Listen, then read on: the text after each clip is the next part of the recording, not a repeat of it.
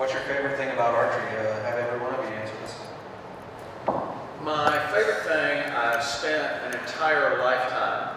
You know, I've worked in archery shops and shot archery tournaments my entire life. The first time I shot the Vegas shoot was in 1984.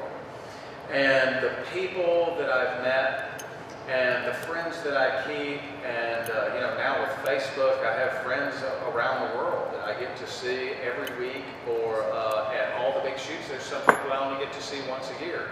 So for me, it's like old homecoming when I come in.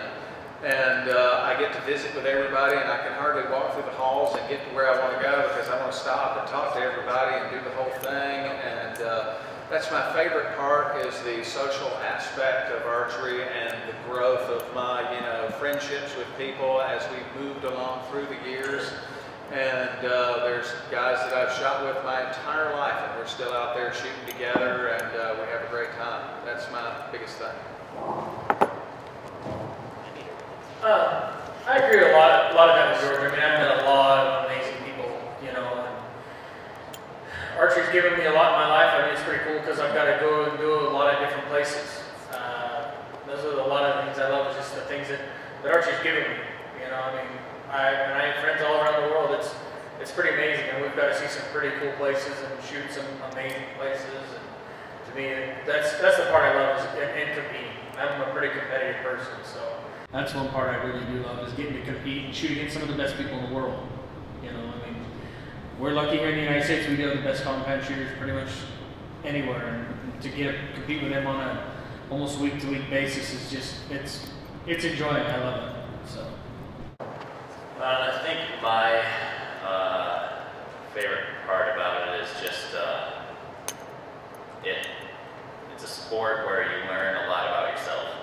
So you're on the line up there. I mean, there's not many people out there in the world that can go stand there in the same place at the same time, day after day, and just shoot 400 arrows every single day and be still occupied doing that. So, you know, being at the training center, talking to some of the track and field athletes, they can't run or be on the track for more than an hour at any given point in a whole day.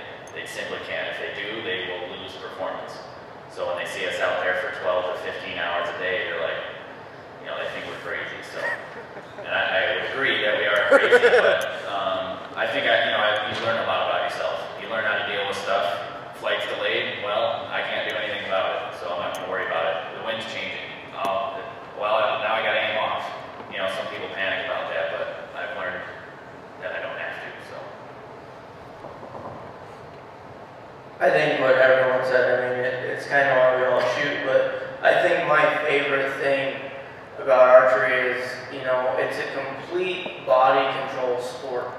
And when you get those moments, when you get everything working right, and that, like, you get in that zone and you don't miss, it's magical. I mean, you get there and everything slows down, your sight doesn't move, every release is perfect. You're watching your arrow coming out of your bow, you're watching it go into a 10 ring. I mean, just everything is slowed down, it's flawless, you know, and you have complete control over all of that, because, you know, it's not like we're racing a car where the timing can be off and it's a little bit slow, or, you know, anything like that. I mean, with a recurve, it's pretty much all us. And, you know, going out there and knowing that it's really only you that can mess up, and unless something breaks or major happens, it's all body control, and, you know, I think that's what I love about it. It's you, and it's what you can control, it's what your mind is able to do, and then it just translates on the target.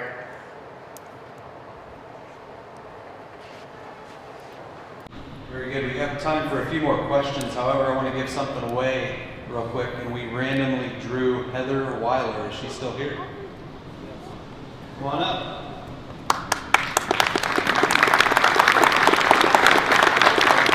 She got her choice of a new, incredible thumb-activated release or one of the new HT Brass Pros. Next question while we're waiting. Yes, sir. Shoot recurve, so. Recurve. Ooh. Versus shooting Timmy shoot, something like that. Let's just give you a thumb. All right. Perfect. There you go. Thank you. The Real recurve quick, we side. made a change. She said she shoot a recurve, so we just gave her the sight. So give her a game for Heather. It's not a recurve sight, so you have to see me in the booth tomorrow, okay? And the question was? I see that this more break. I know that I've noticed him shooting boots and tennis shoes. Is there a difference between shooting in one or the other? Good question. Shooting in boots with an elevated heel as opposed to tennis shoes, does it make a difference? Well, I know when I shoot in boots in France, I get a little more attention, so, no, but, actually, I personally like shooting in boots. You know, I wish that it would be more acceptable to be able to wear cowboy boots and shorts, but it seems even, I've seen it. you know, that's not a big thing, and the World Cup, you know, they won't let us really wear a non-sporting shoe. But, I like shooting in boots. I think they're more stable. I don't know why. A lot of people disagree on me, but you know, it sets you on the balls of your feet a little bit better. And you know, for me, I wore a boot my whole life until it's comfortable. And you know, tennis shoes are tennis shoes. Next question, yes sir.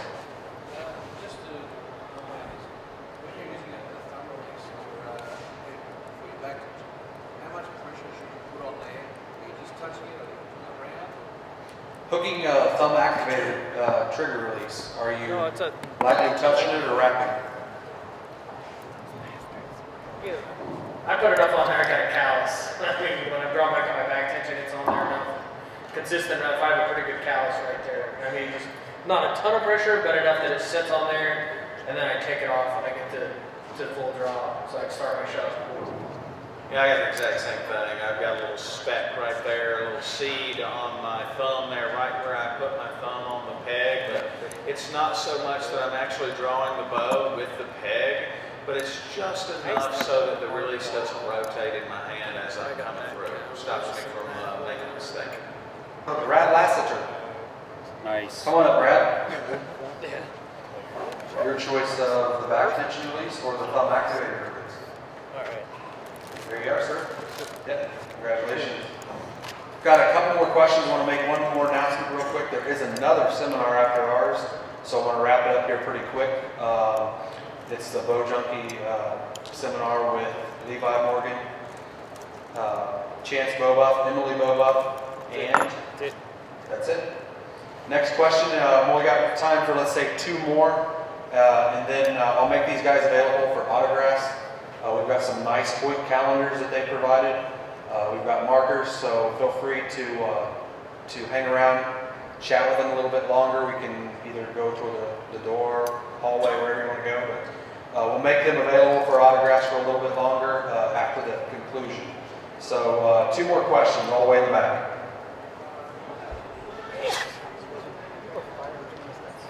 Ooh, good question. I think that deserves a release bag or a hat or something. Who's killed weight-wise or rack size? I lose. Most ferocious animal, who's killed the meanest, baddest thing on the panel? Brady's probably killed that mountain lion. Mountain lion. I shot a sheep. Mountain lion, Brady just shot here. I'll let him tell you about it real quick. Yeah, I got my first cat in December, actually. Pretty big one. My first cat that I ever shot, but we were deer hunting, walking down the wash, found the fresh kill, went back out to the road. It's actually kind of a very exciting story. Went back out to the road, called a rancher. He had a guy coming through town. They had his dogs already loaded up in a truck that was going to check another track. He met us in 10 minutes. We drove back down there, put the dogs on, run around down there, put him on the kill. 10 minutes later, the cat was in a tree and we were taking pictures of him. So it was kind of a really fortunate thing, but you know, I was glad to get my first one. Did you use a bow or a gun? I shot him with a gun. We didn't have anything to tie the dogs up with, but I mean, we were 10 feet underneath the tree, so it would have been okay. All right, one more question. Yes, sir. Haven't heard from you.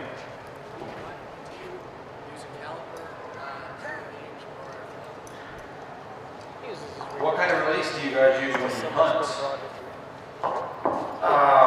I always think that it would be a good idea to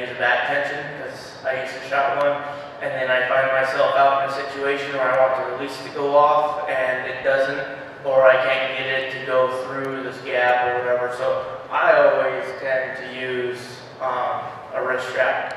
You know, I shoot it the same way, but I do have the option to make it go if I need to. Yeah, I use the short and sweet with the S2, the sweat vector. That's what I use. I use a caliper. Same thing. It's like I want to be able, if I have to get it to go, I can, because that animal moves unlike any target, so I have to be able to do that. I shoot the same release that Jake shoots, and in Georgia it's very thick, and you may find yourself hanging upside down, reaching around backwards out of your tree stand just to get a shot on something. So on the form and the back tension and all that kind of stuff is kind of hard to do. So I get with the finger. Ben Wetzel. You here? Come on up, sir. I got a HT Pro brass release for you in a release bag. Wow. Congratulations. Thank you.